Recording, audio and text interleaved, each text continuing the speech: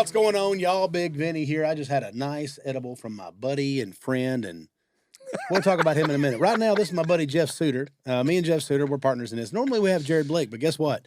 Jared Blake decided that he had to wrap Christmas presents for orphans today, so he's not here because he's wrapping Christmas presents for orphans. What a guy. Oh, anyways. But we had a special guest here to take his place today, and this guy right here was one of my very first ever friends in Nashville. Gave me my first cut as a songwriter. We lived together. He used to sleep on top of me, on top of a futon on Music Row on 17th Avenue. Was it 18th Avenue? 18th Avenue South. 813 18th Avenue South, Fireside Building. He's just been one of my best friends and has been a great person. There'll be so many stories today that you'll hear that you're like, man, I've never heard you talk about that before. Because some of the stuff I don't particularly think that I was that proud of at the time. But now that I've gotten older and realized that that was freaking awesome, I'm a lot more proud of it. But anyways, the biggest thing to know about this guy is he is Marine Recon. He served, I can't remember how many tours. He'll tell you that when he gets here. He's got a Purple Heart. He's just an amazing human being. And I just love him to death, and I want y'all to welcome to the Refine Life podcast, the one and only Stephen Cochran. Hey, Stephen man, Cochran. man, this is fun. All right. I don't have a Purple Heart. Well, you got injured. I did get injured, and you know that there's the funny part is I got injured in the line of combat, and people don't really understand how Purple Hearts work. Yeah. So Purple Hearts mean that it was at the hand of the enemy directly. So the way I was injured was my vehicle, they had put anti-tank mines out. They had dug them up, and we were doing convoy security, leading the convoys out of... You were like one day out of leaving, of going home. Man, right? I could see the gates of Kandahar. So, I mean, we were leaving the Helmand province. We were some of the first Marines to enter the Helmand province of Afghanistan. And so we were actually... We were leading a lot of the elements out of Helmand into Kandahar, and we could see the gates, man. This was my last... thing, and the vehicle in front of me had kicked up so much dust we didn't see the hole where they had, dug up this anti-tank mine. My vehicle nose dove into it, threw me off the back. Yeah. I landed on the bustle rack, and then it broke my back from L1 to L5. So yeah, whether you get a Purple Heart or not, there's a lot of guys that are injured, and I'm always glad to be able to educate people with that because there's a lot of things that happen in combat that you don't realize that there are rules to it. Yeah. And there are, there's on that same tour, we had a Navy corpsman, the first Marine killed in Afghanistan. I don't know if you guys which camera, but it was Corporal Ron Payne Jr. He was one of our guys. We were ambushed like 26 on 5 right inside that Helmand province. And Ron he gave his life to save a lot of our Marines. And, the way that the thing is written up for the Medal of Honor is that it says going above and beyond your call of duty. So for anybody that knows how the military works, in the Marine Corps, we don't have non-combatants. Like everybody that is in the Marine Corps is there to fight. Yeah. You're all a rifleman. You're all trained with a rifle. So anything that's a non-combatant is done by the Navy for us. So like our corpsmen, which is our medics, are all Navy. And then our clergy is all Navy. Good old seamen. Yeah. Hey, the Seabees and good seamen have saved my life a few times. So I can't say shit. But yeah, so our corpsman was laying down rounds and putting Marines on his shoulder. The night that Ron died, I mean, he put a Marine on his shoulder and ran 8 clicks, which is 8,000 meters, to drop this Marine off. And he'd already been hit by shrapnel on his legs, and he's laying down. He was picking up a 203, which is a grenade launcher, and literally dropping 203 rounds on the enemy, which is above and beyond your call of duty. He's a non-combatant. And he was a larger man for a serviceman, wasn't he? Like, well, Ron was 6'8". Yeah, he was a big. We couldn't really move Ron. He had moved Ron to a position where we could get him out later. But like the other Marine that was injured was like Lance Corporal Miller, and he had broke his leg, and Doc put him on his shoulder, broke contact, and it wasn't even until later after we had fought up the mountainside and taken the top and kind of entered the village that we had started looking at Doc's legs, where the adrenaline. You couldn't even see that he had been bleeding until we started ripping his camis open. And it looked like somebody had hit his legs with pepper shakers, where he had so much shrapnel in his legs, and he got a Bronze Star. Yeah, I mean, this guy got a Bronze. I just told you the story of what he did. He got a Bronze Star. So it's how they write it up. What's the difference in a Bronze Star and a Purple Heart? About 4. I mean, a Purple Heart. Well, he got a Purple Heart. but he got a Bronze Star when he probably deserved a Medal of Honor. Okay. Gotcha. Yeah, because the way it's and even with Marines and Navy, we have one before the Medal of Honor. We have what's called the Navy Cross. Okay. And that's usually looked at in the Marine Corps or the Navy I as think I've being seen that one before. Yeah, it's and I think your stepdad probably would have had a Navy Cross. I think he had a Navy Cross. Yeah. We've talked about, but a Navy Cross is looked at as it has the same for Marines and sailors, it has the same prestige as you would say a Medal of Honor, but when you really look at how it's written up, above and beyond the call of duty, this man's laying down rounds. He's not trained to do that. He's using weapons he's never touched before. Yeah. And then he's also, carrying Marines. And then he came back on the vehicle and fought with us up the side of the mountain. Wow. So this year, my whole goal is to try to fight to get his stuff upgraded. When I was up in Michigan, like we talked about earlier, I'd worked with a group called Vet Life. And there's another program that we're working on. We had talked about edibles and stuff like that. Well, there's a big thing in the military, especially the Marine Corps, that, we had guys that would go and fight these wars, come back, go on Libo, smoke some of the devil's lettuce or whatever, eat a little bit of that devil's, and then come back and pop on a piss test, and then they get kicked out of the Marine Corps or the military. Yeah.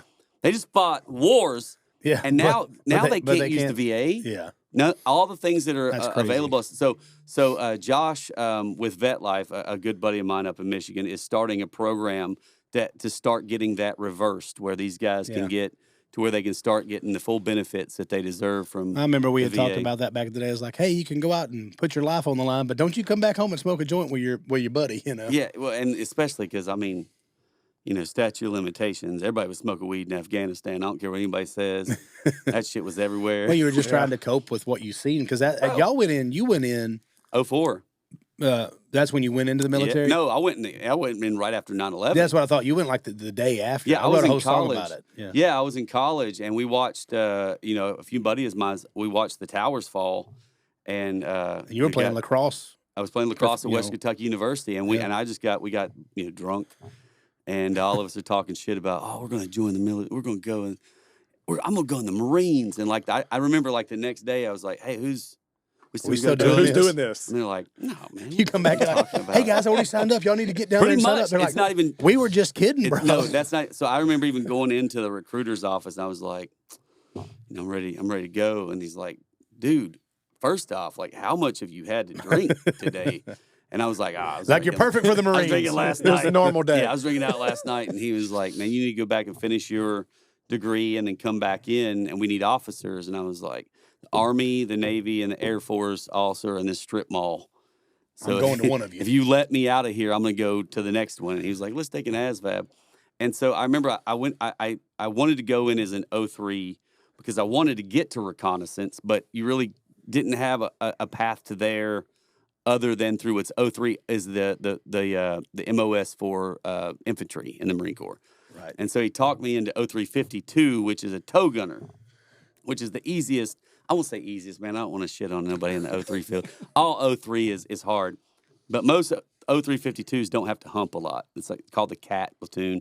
They're great guys, and man, when you need them, they blow shit up. So it's they shoot a wire. This is how wicked the CAT and 52s are. They'll shoot a wire out, and then whatever that wire attaches to, there's like a rocket coming right after it. And man, I guess I can talk about it. So I remember in the invasion of Iraq, they kept us on a leash in Kuwait for so long. When they finally were like, get them, wild shit was happening. Yeah. People were using weapons that were not. I'm like, where did we even get that? Yeah. No, they shot a toe at a dude, man. The dude was just he had shot a rocket off at one of our vehicles, and he was just running, and they were just fucking hit him with the toe. And those things are $85,000. A rocket. Yeah. And it's just toe on a wire, and you hear it over the net, and you're like, And it just hits him and it explodes. No, you just see him and then he's just oh, what's that? And he looks back, and there's a rocket. And he's gone. A rocket. And then and he's gone. pink mist. Yeah. So yeah, it was and so I went through 0352. I went to ITB, which is Infantry Training Battalion, SOI, and through that I really fell in love with being in the field, and I did some dumb shit. I went backwards to 0311. I thought it was the quickest way to get to reconnaissance again. And my squad leader was like, bro, I'm going to hook you up. We got something for you guys. It was like me and 4 other guys ended up going to 2nd LAR, which is 2nd Light Armored Reconnaissance. And so I was like, man, I'm kind of already there. Like, I just got to, make it to battalion reconnaissance. And I remember one of my buddies, which was the biggest guy, he's like 6'2", big guy. His name's Karakov. And the whole time we're like, we didn't have to try. Like, how are we getting to go reconnaissance? To reconnaissance. We didn't do anything special to get here. He's like, oh God, they're gonna throw us off the 2nd deck.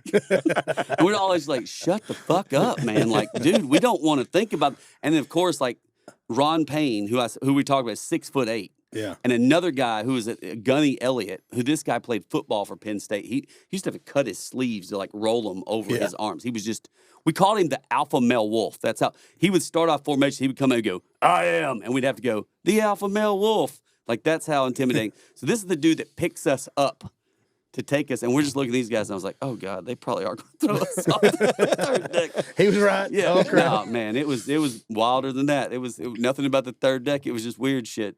When he got there. So we all kind of filled in positions, and then we got there, I think 3 months before we deployed for Iraq. So we were just in training. I'd been in the Marine Corps 9 months before I invaded a country. Like, that's real. That's like, I was in college. I couldn't even make it. Got to get you trained up so you know what you're doing out there. Well, and then the worst part is they had this thing called stop loss. So all these dudes who actually knew what they were doing, they just like stopped them from getting out of the Marine Corps just for a little bit, just like long enough for us to get like in the middle of Iraq. And then they were like, okay, you guys can go home now. And then like, here we are. Now I'm a team leader. Like, what are you talking about? I've been in the Marine You Corps. played sports in college? Yep. Team leader. No, it was just because you had points. It all comes down like point services and stuff like that. And actually, there was this one kid that outranked me, but he just wanted no part of it. His name was Tak. He was from Vietnam. And I was like, try to get him involved with the war. I'd be like, hey, man, there's some shit going down out here. And he'd be like, no, man, it's not real if I don't see it. He's like, you're going to have fun.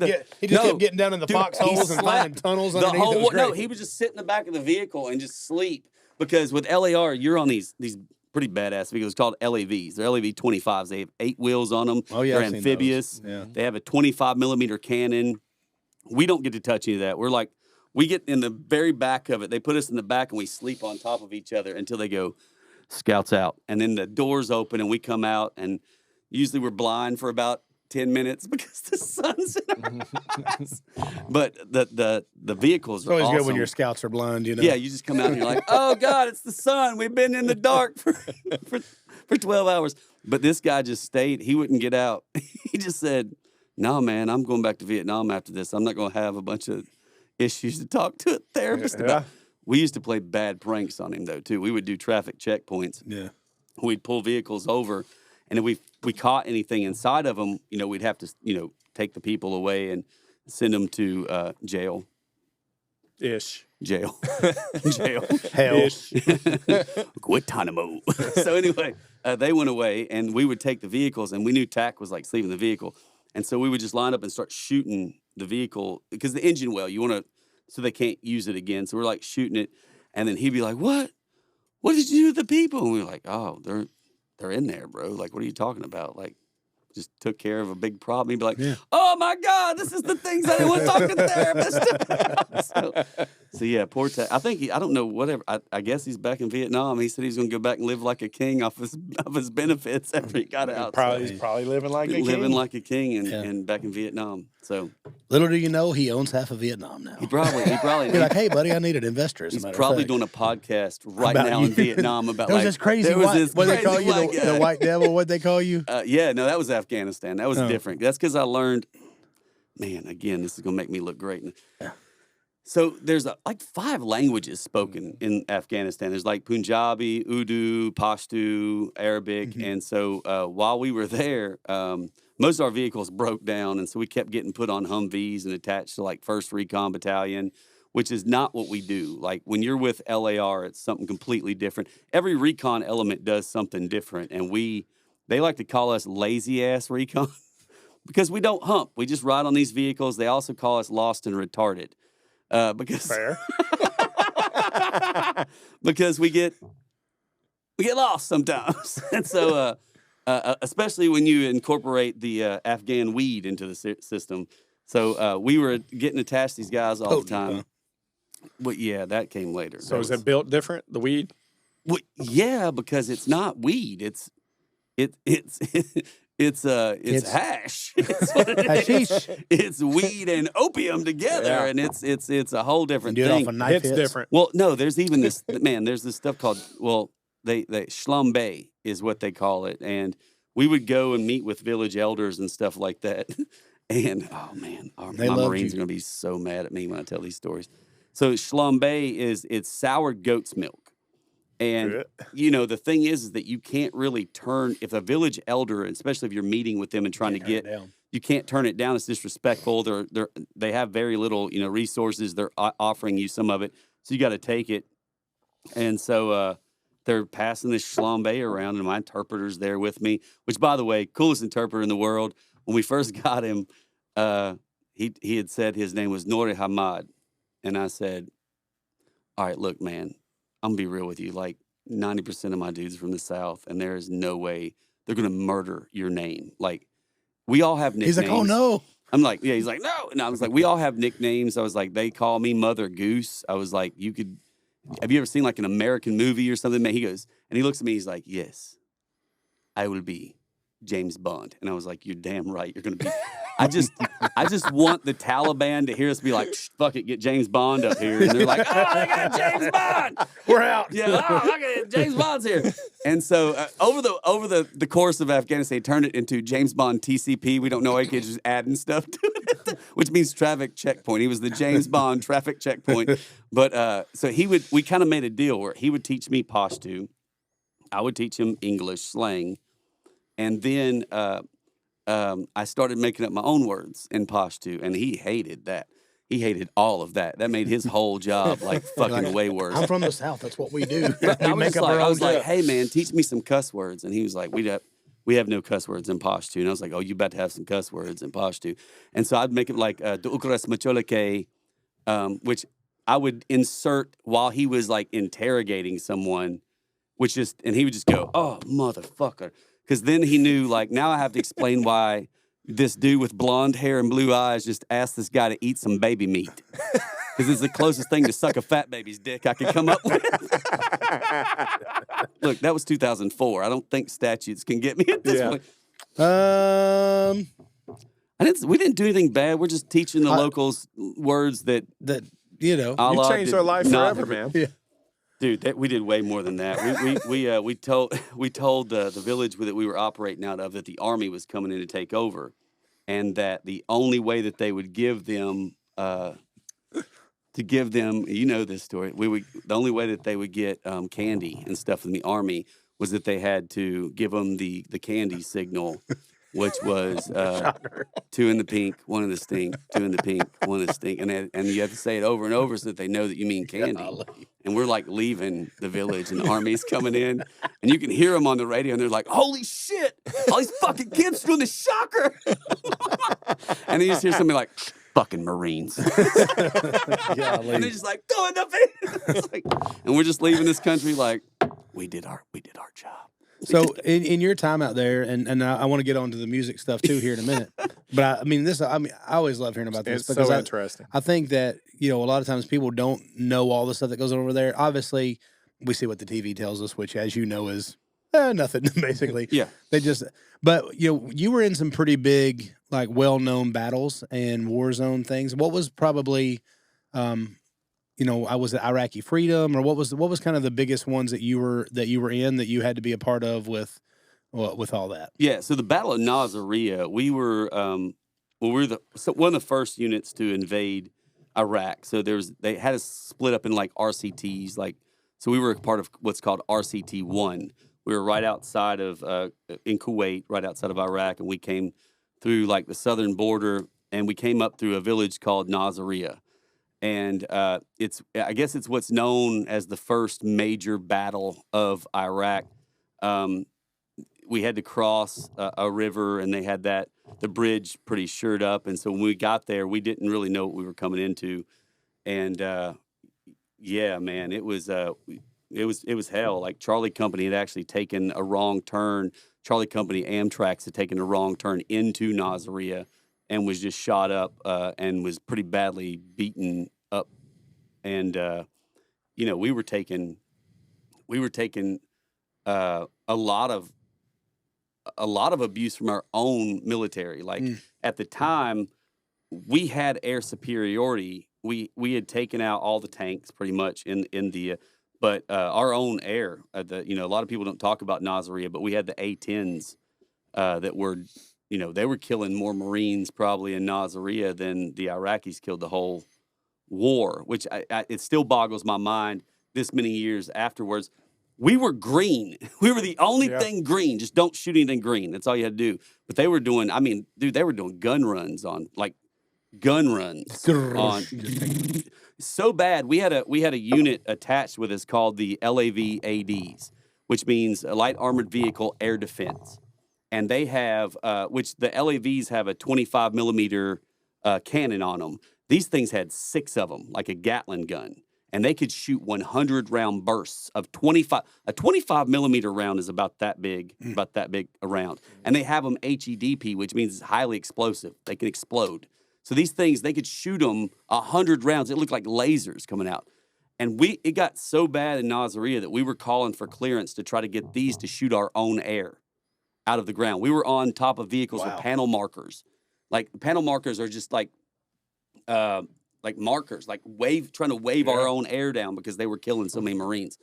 And so we got out of Nasiriyah to the other side of Nasiriyah, and then this is what's called the Battle of the Coil, which was our first, I guess, standalone big battle, which was my unit versus the Special Republican Guard of the Iraq military, which they considered that to be their special forces elite, elite unit. And were they elite? I'll take that as a no. I don't want to laugh because I have a lot of respect for the Iraq military. Yeah. They were doing their job no different than we were doing ours. They were fighting for their country. That's right. A lot of them didn't want to be doing it. Completely different view on the way I have the Taliban. And you were the first one that told me that. You said, the bad thing about it is they all think they're the good guy too. Yeah, exactly. And they are. The thing is, they're still just fighting for their families. Right. Most of them, their kids are starving. They're out there to try to take care of the family, make a living. Saddam had said things like, if you just fire at an American, I'll give you 5,000 American dollars, which never happened. Because if you fire at an American, you don't exist anymore. Yeah. Like it was so bad. And we felt, I know for a fact that my unit treated every Iraqi that was taken into, as far as a prisoner or something during the time, they were treated with respect. They were treated with, hey, you're a soldier that's fighting for your country. Yeah. We're no different. And that's, but if you wanted to fight with us, you weren't. Yeah. Like there was never a time in Iraq where I thought so back to the Battle of Coil, I think the way that Wikipedia said it was like 390 Special Republican Guard attacked our unit because we were sitting in what's called a coil. So what a coil is where you take all the LAVs and you just put in a big circle and all your cannons are facing outward. And then you have 2 Abrams tanks at each end. So you've got 2 Abrams. And we put Charlie Company in the center of the coil so they could heal. We could get them out of there. So we thought there's not a chance in hell anybody's going to attack this. Like this is a bee's nest. Yeah. Right. And then the perfect sandstorm came in, so we couldn't get air. So they thought this is the best time if we're going to attack them. They've got injured Marines in there. Let's go. They smelt blood. Yeah. And so they sent what they thought was the best. And the way Wikipedia says 390 Special Republican Guards attacked 2nd LAR. And the next morning there were 410 Iraqi casualties and 0 Marine casualties. So we got them and just some dudes with them, I guess. Yeah. Just like some motherfuckers around. Like, get away! Just get away! They're killing everybody! Yeah.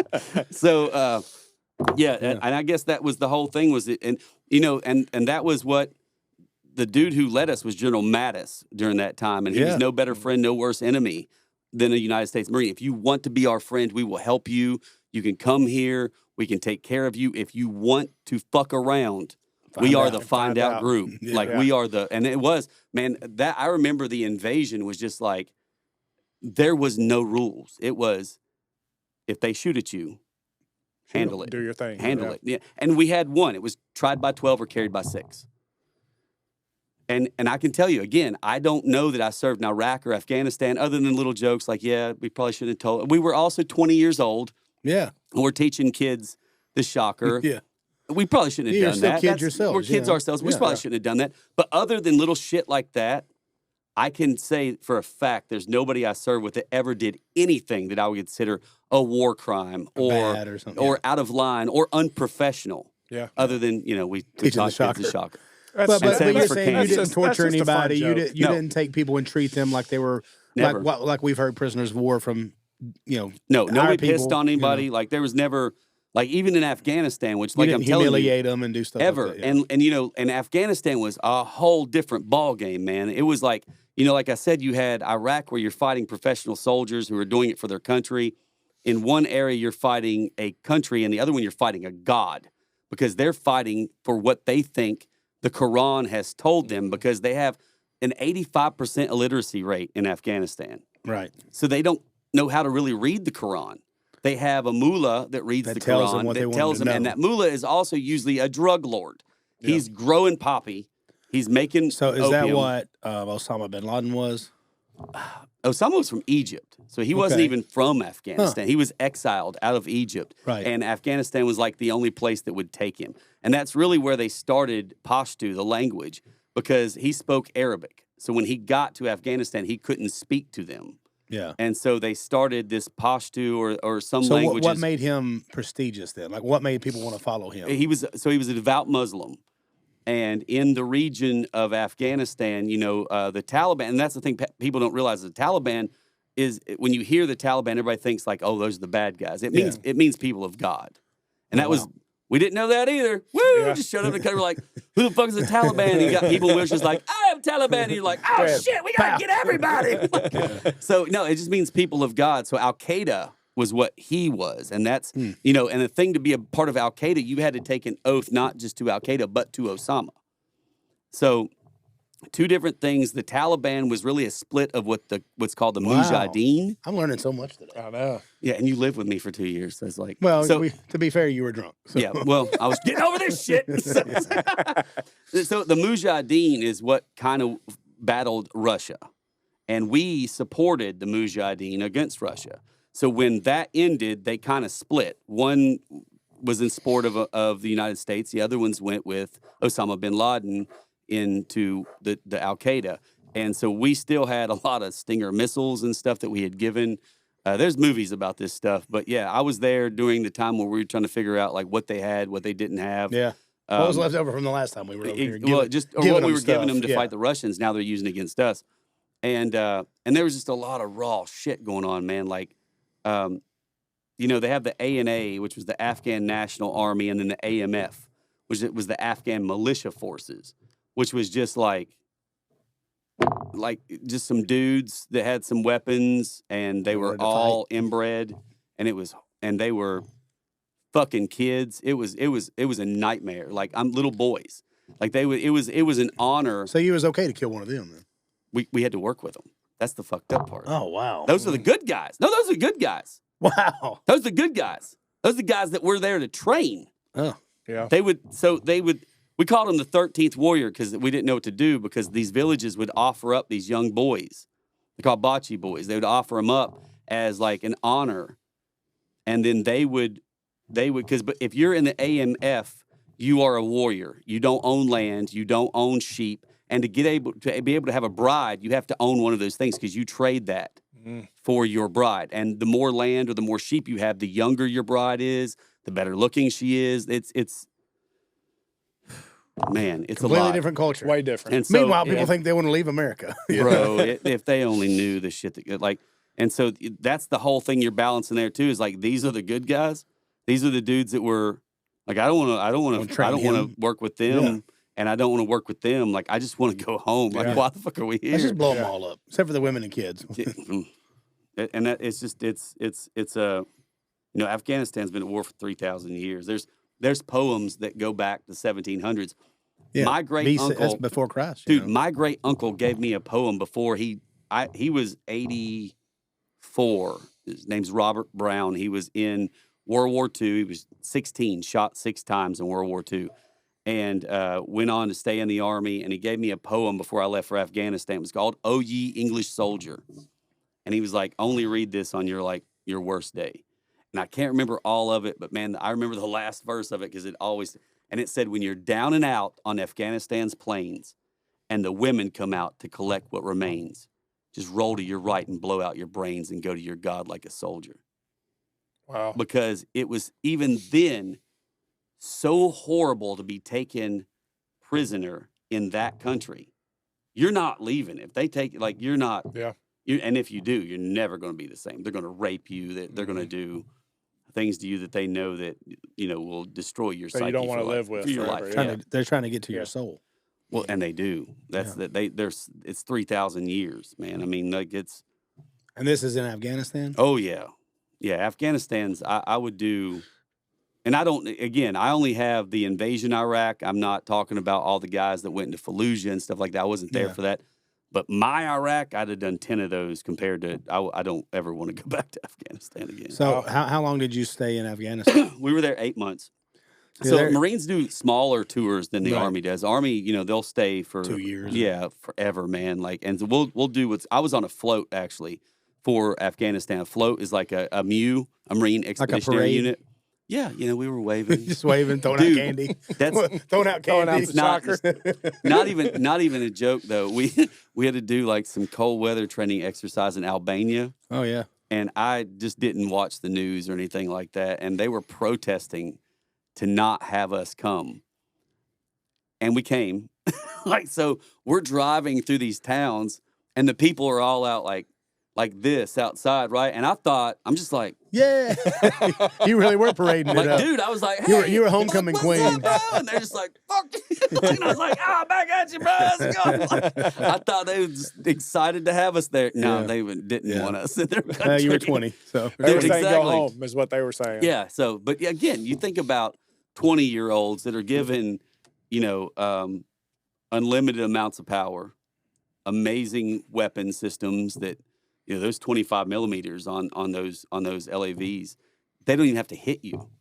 They can just come. The round can come this close to you, and it rips your whole shoulder and everything out of socket, and you just internally bleed to death. So you've got these 19, 20, 21, 20. I think the oldest guy I remember is 26, 27 years old, given this ultimate power. But again, I cannot remember anyone doing anything that I'm ashamed of today. Yeah. I'm honored to serve with all those guys. I wouldn't be here today without all those guys. Yeah, that's right. Every one of those men that I serve with is the reason I've got to live dreams that I couldn't even imagine. Hell, I was riding around on the back of LAVs in Afghanistan singing songs, "Love Her Like a River." I already had it back then. I was, "Love her like a river." And my buddy was like, "Man, I don't see no fucking rivers around here. You better change that shit to "Love Her Like a Wadi." What's a wadi? A wadi is where a river should be. Oh. It's just Afghanistan, so it's shitty everywhere. It's everything about Afghanistan. There should be water there, but it's just a wadi. So I we've never talked about this just because we don't get to see each other as much anymore. We usually have quick, text conversations. I said text, not sex. But how did you feel then when we pulled out of, did we pull out of Afghanistan or Iraq? Yeah, Afghanistan. So we pull out of Afghanistan. Like you just said something about them using weapons, against y'all that they had from a previous, from where we supported somebody else. And then we leave, however many billions of dollars of Black Hawks and tanks and rifles and, literally like night vision goggles and all this stuff. So as a guy that served over there and was there and saw the craziness that does exist in that country, how did you feel about that? Hurt. That was the thing that I think that most of us that served together, we all had this thing is that we're doing it so our kids don't have to. Yeah. And then now it's almost like someone's kid's going to have to. and it's probably going to be worse than when we came in. Right, because now you got Russia going in there. Yeah, and, my kids won't be doing it. And China going in there and everything else, and because we're done. Like they have all the what's it called, the cobalt or the Russian and China was fighting over. It was so bad. Hell, we would go into villages. There would be little kids with red hair, like white kids with little red hair, and they would be trying to push them towards us, and we'd be like, Russian. Americans don't do this. Like we didn't have sex with your mama. That's some Russians that did that. And so, but they've been trying to get their hands in Afghanistan. I don't understand why. I was there because there's a lot of lithium, right? They found a ton of lithium, a lot of opium, and there's lithium. The thing is, 93% of the world's 93% of the world's opium comes from Afghanistan. And we were trying to tell them that America was going to switch to this is back in 2004. We were trying to tell them that America was all going to go to ethanol. And they should stop growing opium and grow some corn. And they're like, we have the internet. Like, we're not idiots. We know that y'all are just fucking with us. Right. So it's the things that we did that we do. And it happens every time. We've never learned our lesson from Korea to Vietnam to Iraq to Afghanistan. Once the battles are over and stuff starts getting into police states and politics and the politicians get involved in negotiating. Well, we got some ideas. These people are dumb. We're going to lie to them. And then they're not as dumb as we think they are. Just because, they are illiterate, not everybody's illiterate. And the people that's leading them's not. And so we ruin a lot of our relationships by the stuff that we do on the political side when it comes into, when we start getting our letter people involved overseas. When they let the military handle war, we handle war. When they start getting involved in the politics. And what is all that? What's the reason for getting involved? Just money and resources. Yeah, and it obviously gets us closer to the Middle East. We can use that as a base, a hub, to get to a lot of these other countries that may be bad actors in the world. Right. But again, man, I haven't been in the military in so long. I do keep, like, my lieutenant is now a full bird colonel. We keep in touch. He's not sharing. He's not sharing high secretary details with me or anything like that. We keep in touch, and I keep in touch with a lot of guys that I serve with that are still in.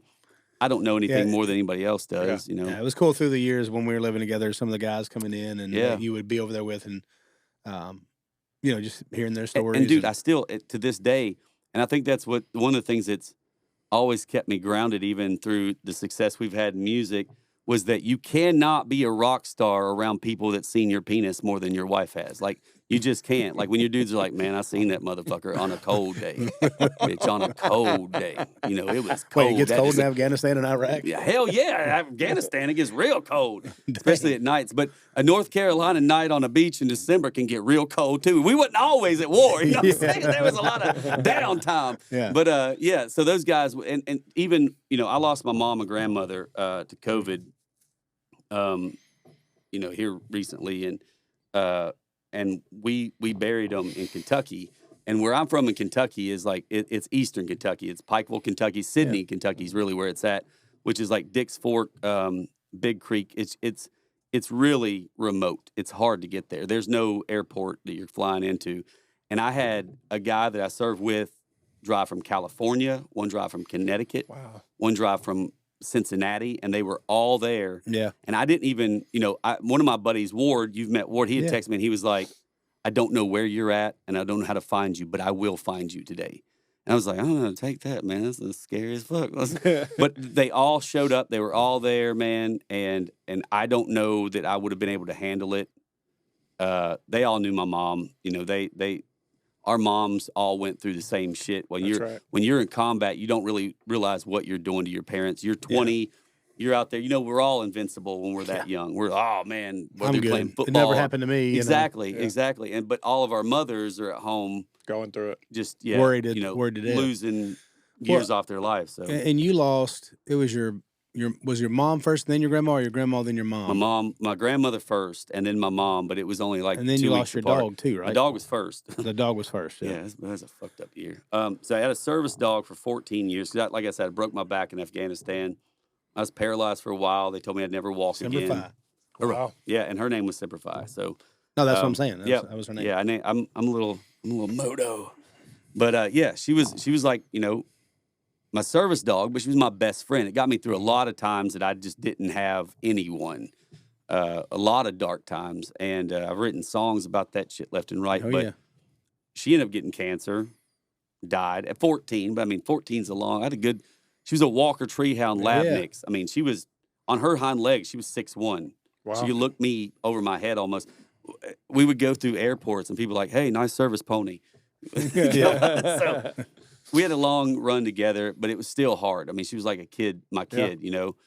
And we just moved into our new house in Murfreesboro. She barely got to, you know, to even enjoy that. And my mom didn't even get to see my house. Like, didn't even get to see, you know, a lot of my kids. And so she went in the hospital. Then my grandmother went in right after her. My grandmother died first. My grandmother was 86. She already had COPD, so she didn't have a great shot. And then my mother was diabetic and a little bit overweight. And yeah, it was a hard year. For sure. Still hard. I mean, it's still, you know, it's not, I don't think it's anything I'm ever going to get over. Yeah. It's, my grandmother was like a mother and my mother was like a sister. And not to say that my mother didn't raise me. My mother and me were all we had, but we learned a lot together. Before my mom and dad get divorced, my mom never had to handle, you know, the finances. She was a stay-at-home mom. Yeah. And then when my dad left, we had to learn together, everything together. And so, and then after my grandfather passed, it's just, it's still rough. And I know a lot of people lost loved ones to COVID, man, and that whole ordeal. And it's, well, I wish I could tell you that after 16 years, it's going to be easier, but it ain't. There's going to be days that you don't think about it. Stephen was there the night that my dad passed away. We were living together at the time, and he actually let me take his truck because I had a 1985 Chevy van that didn't hardly run. I love that van. It was a good van, but he let me borrow his truck, and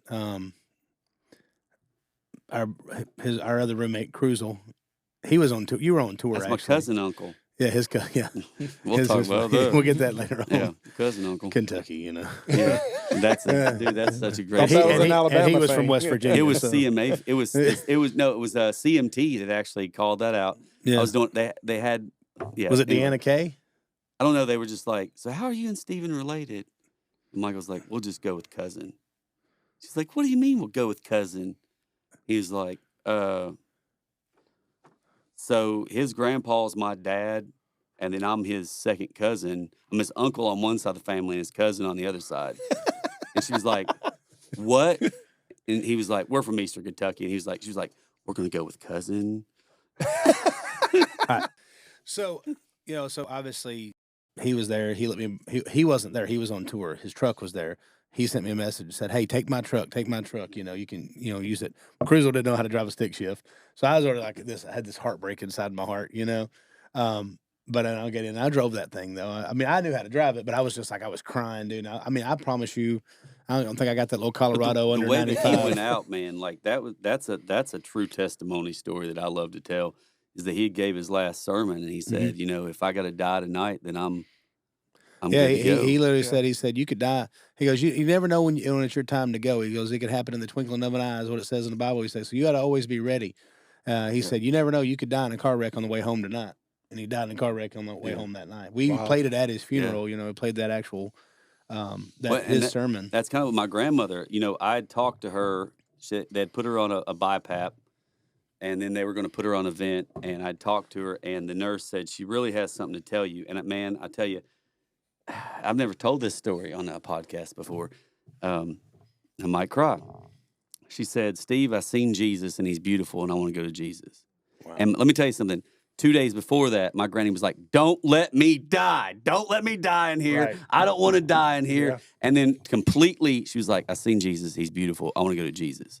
And I was like, Granny, listen, I talked to Jesus too. He says full. You can't. You got to stay here with me. Like, COVID's a bitch. Like, people is leaving. You got to stay. Yeah. And so she laughed. And then that was the last conversation we ever had. Yeah. She passed. Me and my grandmother always had like a real fun relationship. Like, we joked a lot. Yeah. Like, she was always trying to scare me and do funny stuff. And so I had her cremated because my mother was still on the vent in the hospital. And so I thought there's no way that I can have a service for my grandmother because they were telling me my mom was going to make it. And so we thought if she makes it. Yeah, I remember she got a little bit better for a little bit too, right? Yeah. Yeah. And so so we had Granny because Granny wanted now, to be were they cremated. up in Michigan or were they here? Kentucky. They're in Kentucky. Yeah, it was in Pikeville, Kentucky. Yeah. And so Pikeville Medical Center. And so, which is, known for pulmonary, that we have black lung coal mines is really big where I'm from. And so you would think that they would have been. Well, I think it's coming hospital. out now that it wasn't because anybody had the knowledge, but they didn't know what kind of power to put those ventilators on because they were used to having it for other respiratory things. Yeah.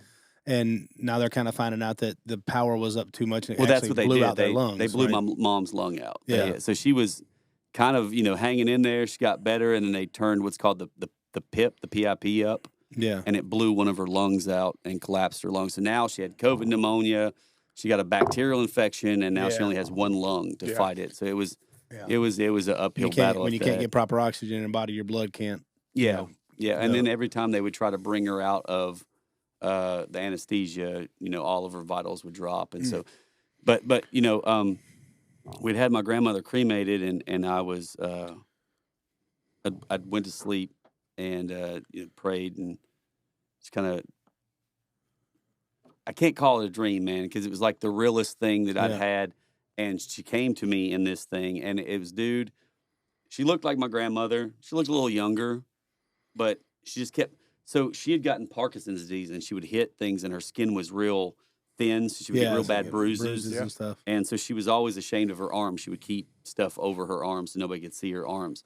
And the first thing she did was she was showing me her arms, and she was going, "Look at my arms, Steve." And I said, kind of in an asshole way, I was like, "Would you see Jesus? Is he beautiful?" And she was like, "He's more beautiful than I even thought." Yeah. And she was like, "But I got to tell you something. You got to control your temper." And it's something she used to tell me all the time anyway. She's like, "You got to control your temper. You got to seek God. You seek Jesus, he's going to find you." She was like, "But Jesus is taking me over to heaven tomorrow, so I can't come to you anymore. And I love you." It's awesome. And so, man. To get on a little bit lighter subject, talking about he can't control his temper. We used I knew this story. Me and Travis asked whether we were going to tell this story. This is probably not that story that you're thinking. We were going into a place called On the Rocks. He had this thing called Stephen Cochran, the New Age Outlaws. Is this the one on Demumbrian? Yeah. On Demumbrian. Yeah.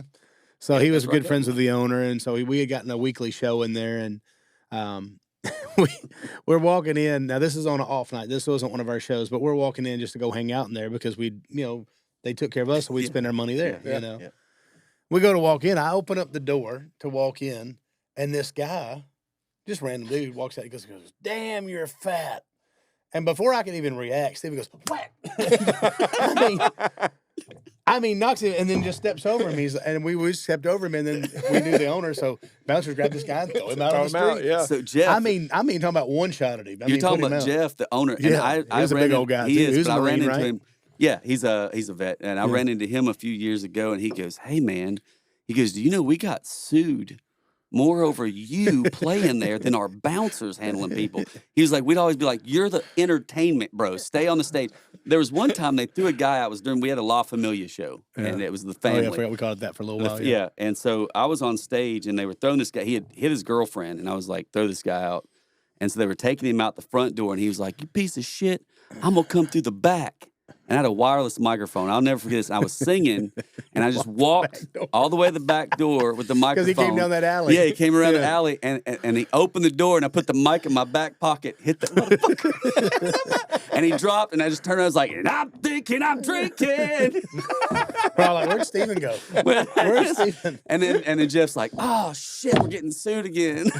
Well, I never forget that night. I was like, "Dang," because I would have never done that. I'd be like, "Oh, yeah, you're funny," and I'd have walked on by. But it showed me like the kind of friend he was. Like, if somebody would have said something to him, he probably would have laughed it off. But the fact that they said something to me, he was like, "Pow!" I mean, punched him. I mean, there was no delay. It was like he goes, "Damn, you're fat!" Whack! I was just like, I'm drinking. I think there was other things involved, but anyways, Yeah. But so I want to get to this piece right here, and so I'm going to do the fast forward, version of this. So Stephen started to hear my songs, and literally one night he saw me, and I used to basically be a mascot for this thing called Dirt Farm, and I had dressed up as Cupid. I'm talking about diaper. I'm talking about full on. Well, and they called him Pig. Yeah, well, they called me Pig back then. And That was I my didn't nickname. I didn't like that. Well, it's from football, so I still didn't mind like it, but he didn't like it. But I didn't really know him that well. Because I was like, "Who's that guy? He's entertaining as could be." Yeah. And they were like, "That's Pig." Yeah, and I was like, "There ain't no fucking way I'm calling that guy Pig." You and Scott Harris He's gonna both were like, beat "We're not my calling you ass." that. Like that big ass dude. So he gets up there one night, and he had found out that I could write songs and stuff, and I'd send him some songs because we became friends. So he was there to play one night. At the time, he was getting courted by Sony, and Yeah, so epic, yeah. this is right before he got the full on record deal. But he was being courted by a lot of people, and so he's supposed to go up there and sing. Hold on, before you tell this story, do you know that that night has followed me my entire life because of what I said that night? Because I've used it before as a joke, but when I said Google that thing. Google me, Yeah. I know, trust me. Dude, everybody, like, to this day, I have friends that are like, Stephen Cochran, Google him. He was like, slightly intoxicated. He goes, I mean, I got this record label. Look, I'm doing this, and there's publishing deal, and then I'm produced by Jim Miles. He goes, this whole thing. And he goes, I mean, Google me. You'll figure it out. Well, Vinny was out there, and man, he had such great songs, and I think they had told him that he could play that night. If we had time. Yeah. If we had and then time. I drunken stumble in, and they're like, oh, we're going to put Stephen on. And I see Vinny, and I knew his heart, man. By that point, we were friends, I think. And when he had you dressed started up, to hear some of my songs, dude, he was had actually some cutting some of my great songs. songs. And I just was like, guys, I was like, look, and I was drunk as shit. I wasn't a little, I was fucked up. Probably couldn't even play the guitar. I was like, guys, I got a published deal. I got a record deal coming out. Got this song, but the best songwriter in this motherfucker is wearing some wings and a goddamn arrow. I had a Cuban arrow and And I was like, and we're going to listen to his song tonight. If you want to hear my shit, Google me.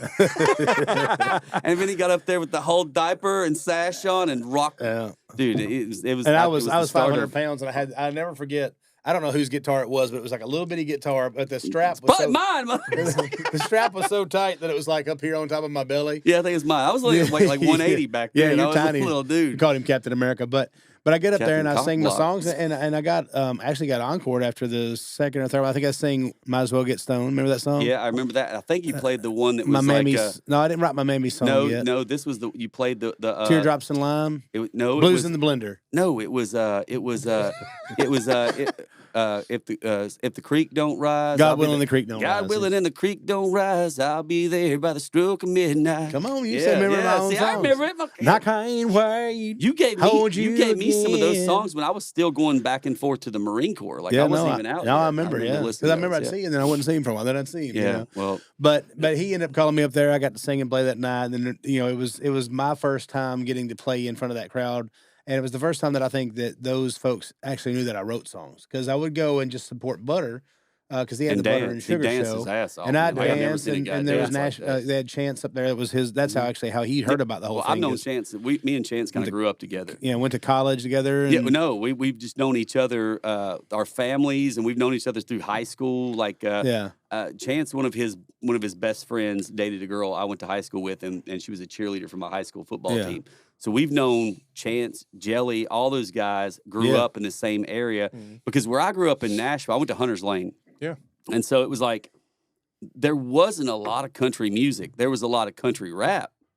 And what we're seeing kind of emerge now, like Jelly Roll was around Yeah. back then. Yeah. Chance was around back then. Yeah. Haystack and stuff like the Big Smoke. Those were things Yeah. that we had. Haystack remember- just released an album. I know. too. I saw. I know. I'm kind of excited about it. Man. Car for the white boys. Like that's when I Not grew to up. the Was game like, will take your ass to was that war like jam. Sodom was Oh, dude, saying. I was And like, if you kick oh, my ass, you got to do it again. APB, Every time that car you see me for- till I finally win, and then I'm kicking your ass until I'm content. You could be walking around for months wearing my fingerprints. I used to know his whole record, dude. That was the first rap record I ever got from the Columbia. What was it? The Sam's I don't. I Choice remember. or whatever it was. Yeah, I just remember we got it and it was like APB on a car for the white boys, and I was Yeah. like, oh man, I gotta have that. He Because, does see, I sound was- like that too. I was spending my summers in Michigan. So I spent every summer from 4 to 18 in Waterford, Michigan. I was working at a place called Record Town. Yeah. So I got to meet Eminem, which people don't realize there's a band called the Dayton Family, which a buddy of mine who I told you we're doing this cannabis venture with Label 22. His name's Kyle Cohey. He owns the largest veteran-owned dispensary in Flint, Michigan. Got another one open, and then he's got a dispensary and a event center open in Detroit. I was up there giving out turkeys in Flint during Thanksgiving, and I was like, yeah, man, I used to sell these families for the Dayton family. He was like, dude, they live like 3 miles that way. And I was like, yeah, I need to get the fuck out of this town then, because they're a real-ass gang. Yeah. And so, yeah, that we were selling gang CDs at Record Town in Waterford. I would do that, and I always joke that I would go to Michigan with y'all and fixing to. Like, yeah, what y'all doing? I'm fixing to go down here. And they'd be like, what is that? What does that mean? And then I would pick up What are you Pop fixing? and you guys. You're while I was, fixing and your then come back car? and be like, hey, you guys want a pop? And they're like, what the fuck is a pop? Yeah, I know. People started saying it to me, like, we have people You move in. guys want a pop? You want a pop? I'm like, well, I'll pop you. Yeah, what? Were we fighting? Yeah. Yeah, no. So so it's good to, be able to take my kids and let them fall in Michigan. This is the second summer I've got to take them up there, and we just have a blast all summer. Yeah. Made a lot of good connections to, great, yeah. the Detroit Lions and I Vet saw Life. that. And, I saw yeah, that. man. You boys are doing good this year. Yeah, so My Titans are not, but I also love the Titans. I'm a man of two cities, but Yeah. I've been a Lions fan since I was 4. So Yeah, it's like, absolutely. You can't you gotta spoil away think, from that. you get to see Barry Sanders, son. Well, I didn't because we were poor and I couldn't ever get. We The saw him on Silver TV. Dome was 4 miles from my grandparents' house, and we would go and get golf balls and try to sell golf balls so we could get tickets, and still never had enough money to go get tickets. But So we you- could hear him. We could hear it from my grandparents' house. We could hear him be like, "Rah," and be like, "Oh man, that's Barry. Barry's got one." And so, but Yeah. now I got to do that turkey giveaway with Rob Sims. He's Yeah. a Lion, and he was like, "Man, I bet you got to see Barry break some big ones at Silver Dome." I was like, "No, man, we were poor. I lived closer to Pontiac than I did to actually Waterford." So Yeah. I've we got to just- hang out with Herman Moore a few times. Oh, He's that's a cool. great guy. Yeah, man, I love. Did a couple of charity events I did up there. We, I think I got his number. But he was You're gonna be sharing that one. I after will. here. Yeah, I'll share it. Well, he would love. I mean, he would love you. Youngest I love billionaire in the country actually stems from Pontiac, Michigan now. Really, Matt Ishbia, he now owns the Ishbia. Phoenix Suns. really. Oh yeah, I saw that. Yeah. Well, see, one of the cool things that I like is that How old is he? Mike. Our age. Wow. Yeah, see, But the yeah. guy that invented Little Caesars, he owns the Tigers. I mean, he's a Marine. Yeah. And so he died, I think, in 2017. But his kids are still continuing on. He was actually starting something called Semper Sliders right before. Oh, nice. No, not Semper Sliders. That's another buddies of mine organization, which is good. Go check them out too. It was Semper Subs. He was doing submarines, and then he passed away in 2017. But what people don't know about him was that he paid Rosa Parks rent until the day she died. She got mugged in downtown Detroit Wow. when she was in her 80s.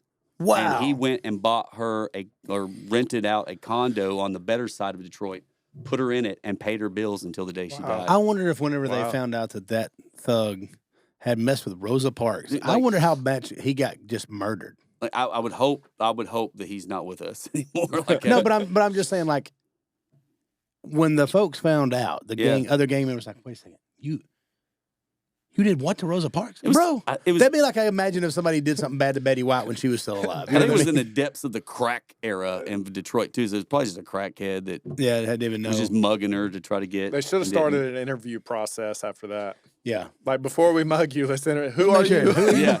Yeah. Hey, did you do anything for social justice in America? All right, good. Give me that shit then.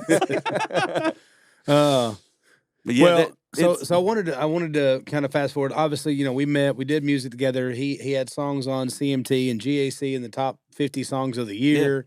He and I wrote the song, which was awesome. he's like, no, did it? But he But I helped. the very first song he put out was called Friday Night Fireside. I wrote it with me and Butter and Scott. There's like 7 people. I don't like remember. Butter, Scott, Isaac, maybe. Isaac. Yeah, Isaac was on it. Butter, Scott, me, and Isaac. I there's think. somebody else. It was There might have been another one. It was the whole He- room that where I Yeah. slept on top of Yeah. him because literally I was living in Kentucky. You were in McEwen, right? Yeah, about an hour and a half. And away. we would drive to Nashville and play these shows, whether it was Music Mafia or La Familia. We'd play the shows, and then we would get so amped up, we would want to stay and not go back. Well, we go and hang out and talk, and go back and write songs, and I'd be like, "Oh, it's 4 a.m. Well, I guess let's go to sleep here." Yeah, and we'd either rent a hotel room, and when we couldn't get a hotel room, we knew that the writer's room was down the way, but it only had a futon. Yeah. But like he said, Vinny was a bigger guy back then. I was a little guy. It was just a twin futon kind of thing. It wasn't so like he it was would a king sleep on size. it, and I would just sleep on Vinny. Yeah. So it was like I got a water bed. Yeah. That's what Hey, fat bed's way better than a water I bed. got a water But bed. so we did a lot of great things together. We partied in Vegas, and went to the ACM Awards and met tons of our heroes together.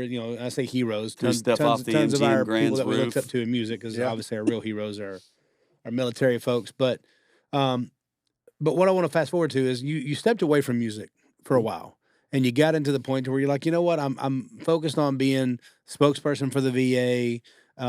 You was doing so many things to bring back that part, because you had saw these things that you thought, man, this ain't going right. How can I step in and help? Because you have this like way of speaking that makes people stop and pay attention. And I think that they saw that, you saw that, and you've made a lot of great changes. You've helped a lot of different things for veterans, not just for your friends, but for literally like the whole organizations that take care of our veterans. You've done a lot of things to help up those and all that. And you've come to a point now, like I think you've really come back to your own, and you're coming back to music now. There's a movie being made about your life and all these kind of things. So I want to make sure, because we got to sum this one up pretty quick, and I want to have you back on because there's so much more I want to ask you. But I want you to kind of tell about what's going on now, the music, where they can find you now, your own label, all the things you're doing, because I think it's just an impressive deal that you have went through all these things. You playing the college sports, leaving that, dropping the scholarships and everything else, and signing up the day after 9/11. Going over to war in 2 different countries you've never been to and all that stuff, coming back, chasing the music dream, catching the music dream, getting rid of that dream because you realize that you need it back over here again. I think that's so awesome. So I want people to know, what are you doing now, and how can they find that? Yeah, and man, you knew Matt. Matt Harder was a buddy of mine that I had grown up with. We played high school football together. We went to college together. He went in the Navy. I went in the Marine Corps. Matt committed suicide, and he had been through buds. He was a SEAL for all purposes, and I would dump everything on Matt because I thought Matt's a SEAL. He can handle it. Mm-hmm. And I was out here talking about Stop 22 and the 22 veterans a day, and I missed the guy sitting right next to me. Right. And so that's when we started Stop 22 tour to try to raise awareness to veteran suicide. And like you said, I stepped away from music really to kind of focus on my kids and raise my kids too. My dad was a musician, wasn't around a lot during his career. I said I would never do that to my kids. How many you got now? 6? 5. Okay. We're working on 6. All right. You got If I can get some more speaking engagements, she says she'll give me number 6. I gotta book me now. Yeah. I got a boy name or a girl name I gotta use. So, but we started Stop 22, and then I told her, I was like, when the last baby's potty trained, I want to start getting back into music again, because not only do I want to help raise awareness for veteran suicide, but I know there's some great veterans in music coming up. Scotty Hastings, Tyler J, Sal Gonzalez, Sal's amazing. Doc Malachias, and we just signed a young kid named Caleb Montgomery too. He's 20 years old. I see a lot of great things in his future, and that's what we did. We started Label 22. Now, is he a veteran as well? He's not, but is he your first non-veteran? He's our first non-veteran. I've known his dad. I played a concert out in California with the Wall of Remembrance, and I met his dad, and he was 10. Oh, wow. And so I've kept in touch with his dad. His dad's a radio DJ, and so we've kept in touch over the years. And he was like, dude, I'd really love you to hear what my kids have been up to. And he played it to me, came into town. He recorded at Hillsong, and so we sat down and listened to it. And so we're gonna help him kind of develop things. We've got Chris Turner on the label. Chris. Chris is on there, and then myself, which, like you said, we've got the Hallmark movie coming out based on my life. And when we say based, man, I learned. I'm not even in the movie, and that was a big part of his life. No, he slept on me. It's like 3% maybe. Like there's a part. I'll tell you, the funniest part of the movie is there's a scene where Aaron Tippin buys an airplane off of my wife's grandfather and then flies me to a concert in it. That part's the only part of the effing movie that's fucking true. And it seems like the part it that wouldn't really be true. did. He really bought an airplane, and we didn't fly to a concert, but he went and bought this airplane off my wife's grandfather, and he was like, hey, man, your wife's grandmother kind of scares me. She showed me how to shoot her gun when I first got here. And he goes, and someone convinced her this airplane's worth $1 million. And I looked over at my wife because my wife knew Aaron Tippin. It's like, Granny, he might buy it for $1 million. And I was like, yeah, I'm looking at the person that probably convinced her it's worth $1 million. He goes, can you convince She's an optimist. Yeah. He's like, can you tell Nanny Cat I'm not going to screw her over? And so he promised, he goes, when I get this airplane in shape, you'll be the first one to take a flight in it. Now, Aaron just goes over and has coffee and breakfast with her because she reminds him of his grandmother. Yeah. And she'll send me text messages and goes, hey, Stephen, had breakfast with your best friend this morning. I think I'm taking your best friend. So she loves it. She loves it. And he's going to, when you can't not love Aaron, you get around Aaron. He's Aaron's great. the best guy ever. He's been my mentor.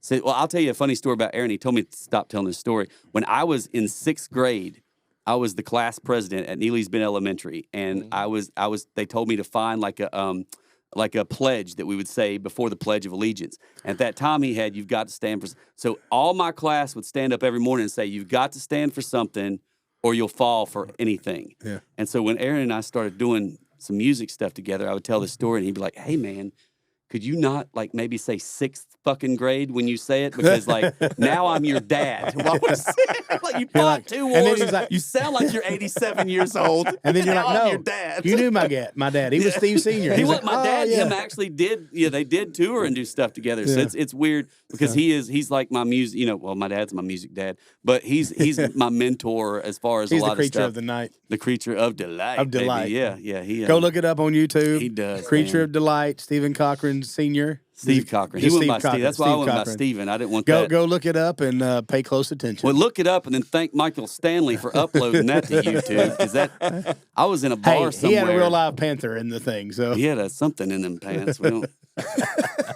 I think my stepmom went online to clarify. She's like, I've been with him for 27 years.